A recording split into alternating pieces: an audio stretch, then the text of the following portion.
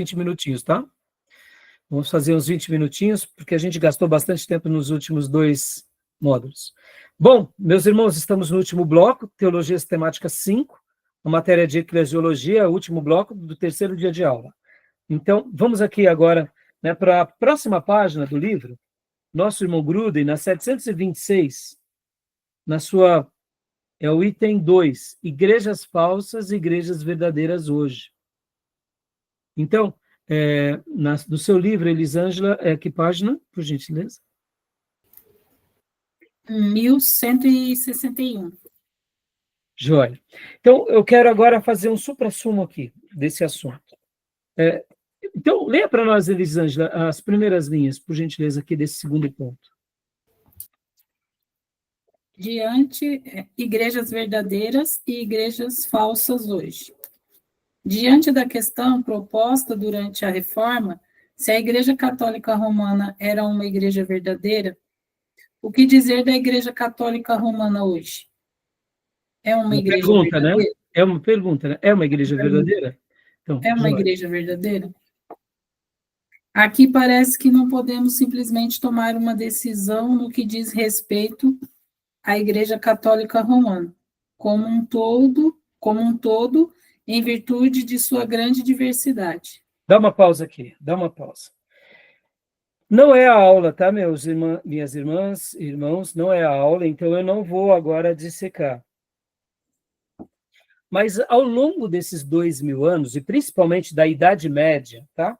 Vamos por a Idade Média, que começa ali por volta do ano 500, anos 600, de lá até 1500, vários movimentos saíram dentro da Igreja Católica, que eles, por exemplo, queriam, inclusive, serem assim considerados como grupos importantes,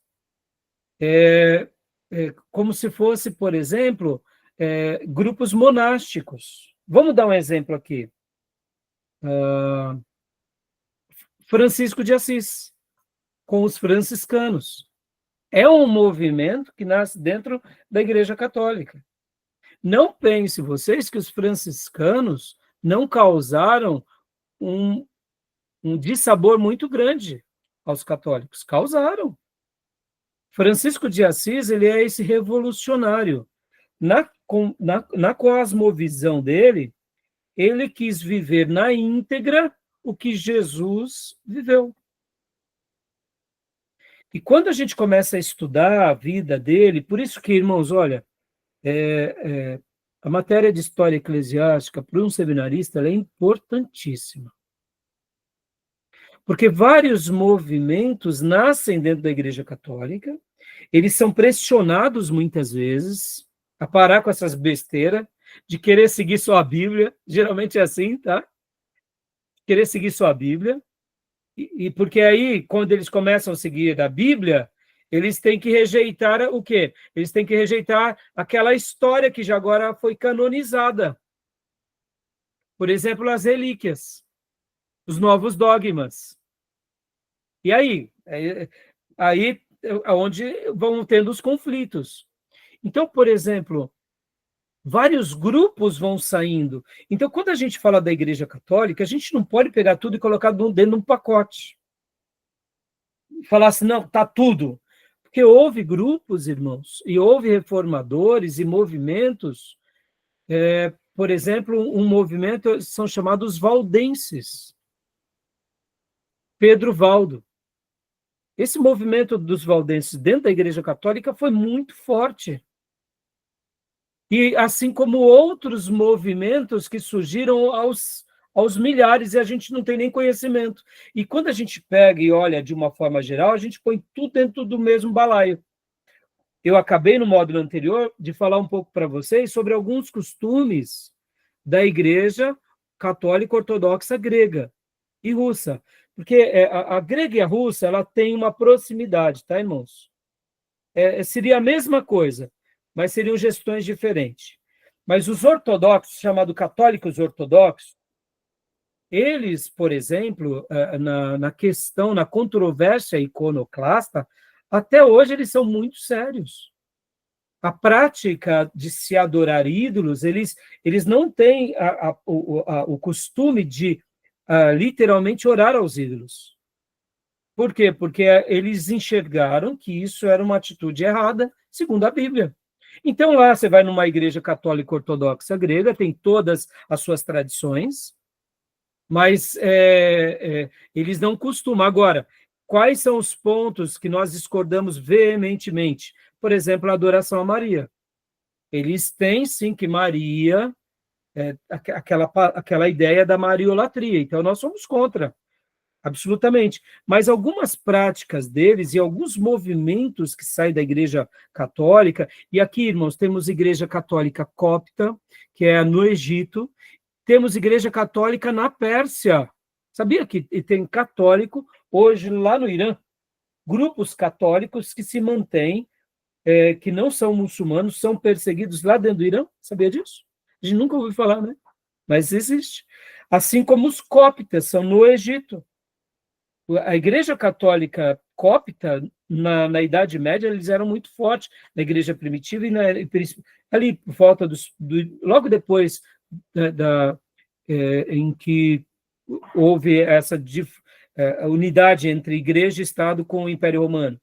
Outra coisa curiosa, só para vocês terem uma ideia, irmãos, essas igrejas, elas têm mais uma característica como a igreja ortodoxa. Lembra que eu falei para vocês que lá eles não têm a figura do Papa?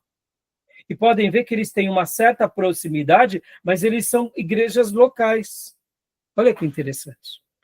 Então, quando a gente pega, por exemplo, e fala, né, católico, a gente está colocando tudo dentro do mesmo balaio. E, como eu disse, um dos movimentos que se tornou mais familiar para nós são os carismáticos, o movimento carismático, dentro da Igreja Católica. Então, percebam, agora voltando aqui, eu coloquei vou fazer algumas perguntas para vocês, né? Então, percebam que ao longo desses 2.000 anos de história, e principalmente dos últimos 1.500 anos de história, houve muitas mudanças. Então, a gente não pode dizer que a Igreja Católica de hoje é a mesma da de ontem. Ela segue a tradição, mas elas mudaram várias coisas. Assim como também a Igreja Ortodoxa não é a mesma que a católica, elas são distintas. Elas têm tradições e têm costumes e têm, na nossa concepção protestante, sim, várias heresias.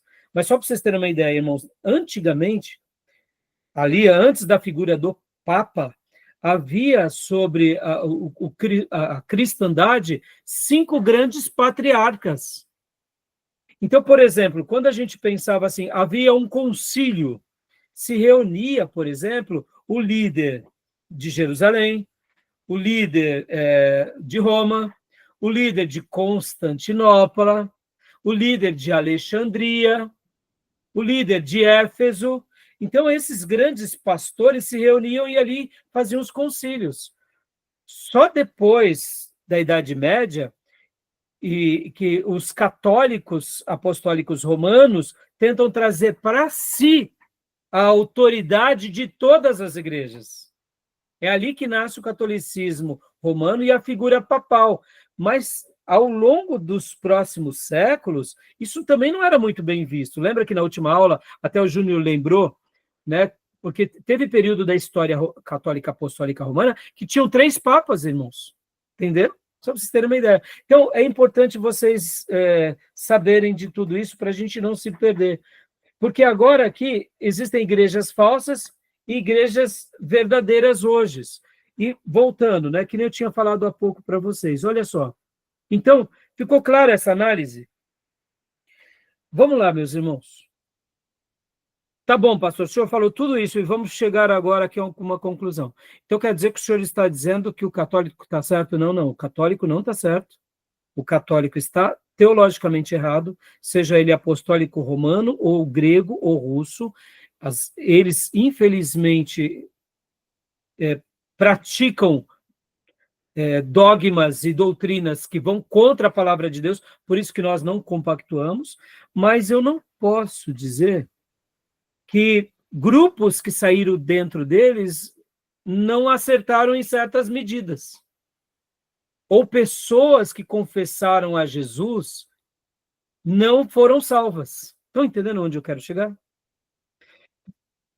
Pastor, é possível que alguém se converta dentro da Igreja Católica Apostólica Romana? Claro que é. Agora, naturalmente, essa pessoa ela vai acabar ou saindo de lá ou sendo enxotada de lá. Porque ele vai ser uma voz contra as práticas. Concordam? Mas eu não posso dizer que Deus não pode fazer isso, até porque, meus irmãos, Lutero era um monge católico. Ele não quis reformar, ele não quis criar uma nova igreja, ele quis reformar a sua igreja. Estão entendendo? Então, essa matéria de hoje, a gente começou com o reino de Deus, e aí a gente foi falando sobre as características distintivas da igreja. Existem igrejas verdadeiras e igrejas falsas. E igrejas falsas e igrejas verdadeiras. Ou seja, a gente tem que saber que Deus pode estar realmente fazendo obras no meio dos católicos agora. Nós não compactuamos, nós não endossamos, mas nós oramos para que Deus continue salvando, libertando e continue levantando vozes lá dentro, como foram essas que eu falei há pouco. Pessoas que sacudam as estruturas, façam com que eles resgatem as escrituras. Porque se nós tirarmos todas as doutrinas erradas do catolicismo, é uma igreja cristã, irmãos. Percebam, a gente está tão distante deles e, ao mesmo tempo, tem coisas muito próximas. Muitas vezes a gente tem uma aversão tão grande do catolicismo, mas a gente tem que ter compaixão por eles. Agora, vamos falar sobre o protestantismo, e onde eu quero chegar.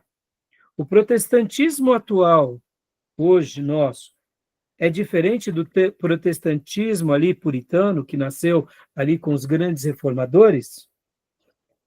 A gente tenta buscar voltar àquelas mesmas práticas, mas a gente não pode dizer que ao longo também desses 500 anos, dentro desse protestantismo também eles não se enveredaram por caminhos perigosos, como eu disse, o liberalismo, as seitas que nascem do protestantismo, Testemunha de Jeová, Mormons, porque são igrejas que o autor, inclusive, ele vai citar aqui, literalmente, que não são verdadeiras. Mas vamos pegar aqui também movimentos, como o movimento pentecostal, avivado, ou seja, igrejas verdadeiras. Mas vamos pegar agora também o movimento neopentecostal, que começa com o movimento pentecostal. E hoje são seitas dentro do protestantismo. Também, quando nós fazemos as nossas denúncias, a gente também tem que ter compaixão para tentar esclarecê-los, para tentar abrir os olhos. Por quê? Porque eles se enveredaram por um caminho, eu diria, de práticas mercadológicas e seculares e humanas e até mesmo espirituosas. Mas, querendo ou não, são igrejas que deixaram de ser verdadeiras e se tornaram igrejas falsas, mas recebem nome de igrejas verdadeiras. Percebam, eu estou gastando esse tempo porque eu até quero concluir agora, irmãos, com isso, né? Que a gente não entraremos agora no propósito da igreja, porque não vai dar tempo. Mas é importante a gente saber e não limitar. Lembra, nós abrimos a aula de hoje lendo Atos, ou melhor, Romanos 10, do 9 ao 13. E a síntese é: aquele que invocar o Senhor será salvo. Aquele que clamar ao Senhor, ele vai realmente, todo aquele que invocar o nome do Senhor será salvo. A gente não pode dizer, muitas vezes, para uma pessoa que ela se rendeu a Cristo, que ela não pode ser salva. O que a gente tem que fazer é limpar ela das arestas erradas, sejam neopentecostal ou, quem sabe, até mesmo um católico, porque é possível que pessoas dentro do catolicismo estejam se convertendo agora. Estejam abrindo os olhos a Cristo, a obra de Cristo, estejam deixando, assim como houve a controvérsia iconoclasta praticada pelos ortodoxos gregos, É possível que agora muita gente está tendo essa mesma crise. Não, não vou mais se ajoelhar por uma imagem, não vou mais fazer aqui dos sacramentos algo que obtenha a salvação, porque eu estou aprendendo com a Bíblia que Ele é o Salvador. Mas a pessoa ainda não, por enquanto, ela ainda está ali presa àquela situação. Como eu disse e repito, eu acredito de todo o coração que ou ela sairá ou ela será enxotada, ou ele. Por quê, meus irmãos? Porque causamos mal, né? Principalmente quando somos uma voz contra. Ó, tá errado isso daqui, padre. Tá errado isso daqui, pastor. Tá errado isso daqui. Chega uma hora que a gente ou a gente vai embora ou a gente é enxotado. Mas deu para esclarecer, meus irmãos, o ponto de hoje? Porque o reino de Deus é muito maior do que a gente. E como eu disse para vocês, irmãos, na história da igreja, tivemos movimentos que foram muito fortes. Eu não sei se eu deixei alguma dúvida aqui para vocês. Eu tenho. Pode falar. 3, na verdade. Seguindo aqui essa linha de raciocínio das mudanças que foi acontecendo na igreja, basicamente foi cultural, né? Que foi acontecendo aos pouquinhos. Que bom que a gente está hoje, então. Porque se foi a igreja primitiva, aí virou católica, aí do católico virou protestante, com essas mudanças todas, a gente está ainda protestante, mas protestante esquisito ou já é um outro nome? Por isso, não. Num primeiro momento, Beatriz, o protestantismo ele se estabeleceu. A palavra evangélico que se distorceu, né? Somos uma igreja evangélica. Olha só que interessante. A palavra evangélica ela é mais escriturística do que o protestantismo. Porque evangélico vem de evangelho. Protestante veio de um ato na reforma, eles protestaram. Mas se consolidou que a igreja evangélica de verdade ela ainda continua com os traços protestantes, porque ela protesta contra todo erro. E a igreja evangélica, infelizmente, principalmente nesses últimos anos, eles se enveredaram por um caminho muito liberal. Ora, por uma teologia liberal, logo depois da reforma, e agora nos nossos dias mais recentes, principalmente depois do advento da tecnologia, do advento midiático, pode ver que é aí onde nascem os telesevangelistas, o movimento neopentecostal, ele nasce bem ali junto com toda essa tecnologia, né? E perceba que eles são chamados evangélicos, mas de evangelho não tem nada. Quando a gente acompanha a prática de um neopentecostal e lê a Bíblia, você fala assim, não, mas está totalmente errada. Não é? Então, o nome, assim, por isso, é errado sermos chamados de evangélico? Não. É nosso esse nome. Mas hoje é perigoso, porque os neopentecostais, eles são evangélicos. Mas os neopentecostais não gostam de ser chamados de protestante. Até porque neopentecostais não protestam. Eles são soldadinhos de chumbo que seguem aquele líder cegamente e aceitam segui-lo. E o pior de tudo não é eles seguirem, é aceitar seguir. Mas por que eles aceitam seguir? Porque aquele falso profeta ou aqueles falsos profetas prometem o que eles querem. Ou seja, eles são presos pelas suas próprias ambições. Então, eles se sujeitam a um falso profeta, a uma igreja de falsos profetas, porque os falsos profetas amassageiam seus egos, dizendo que eles terão tudo o que eles foram buscar naquelas igrejas. Ou seja, é uma atitude consciente, não diga que não é, mas é uma prisão espiritual. Então, assim, o nome protestante, ele se perdurou, porque ele resgata esse lado do que nós protestamos. E pode ver que dentro dos protestantes nascem os batistas, nascem os presbiterianos, nascem os congregacionais, e vão nascendo grupos.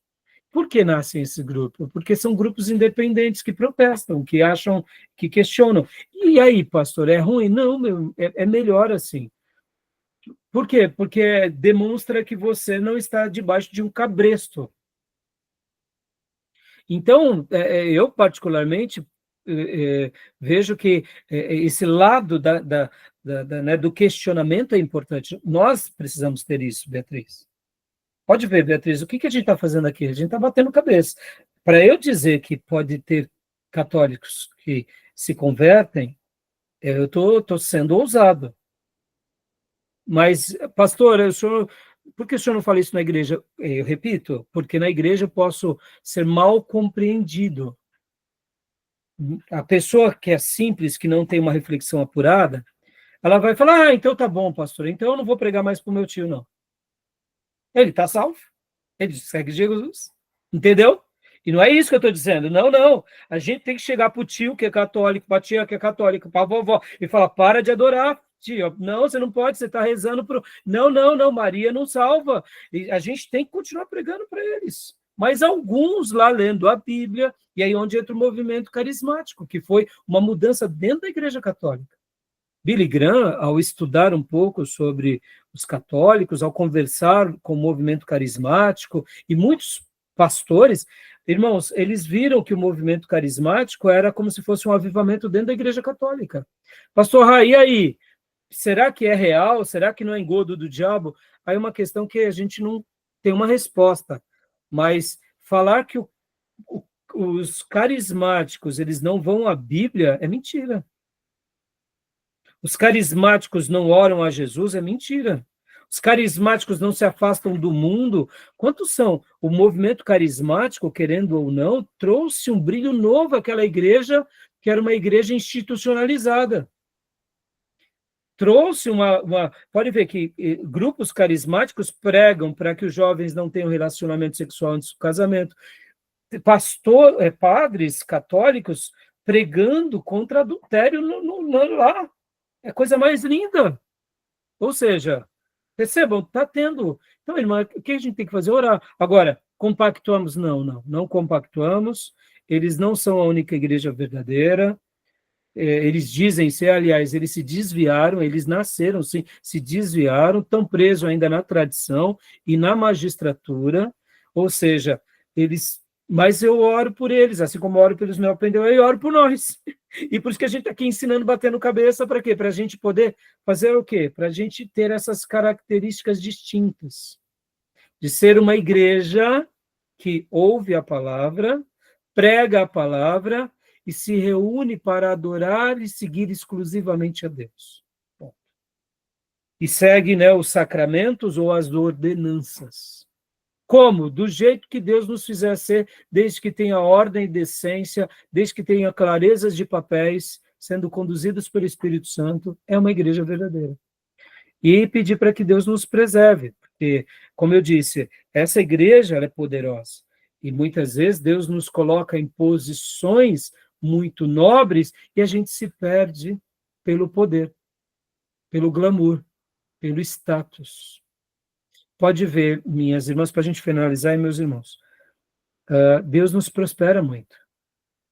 E é fato, conhecer a Cristo é libertador. Se essa geração que se converte não se tornar rica, as próximas gerações se tornarão muito ricas, porque é libertador de todos os sentidos. A verdadeira conversão quebra todas as algemas. Algemas de escravidão espiritual, do mundo espiritual, algemas fisiológicas, algemas mentais, algemas psicológicas, algemas ideológicas, todo tipo de algema, a gente é liberto. Agora, para seguir a Deus, e essa libertação gera em nós prosperidade.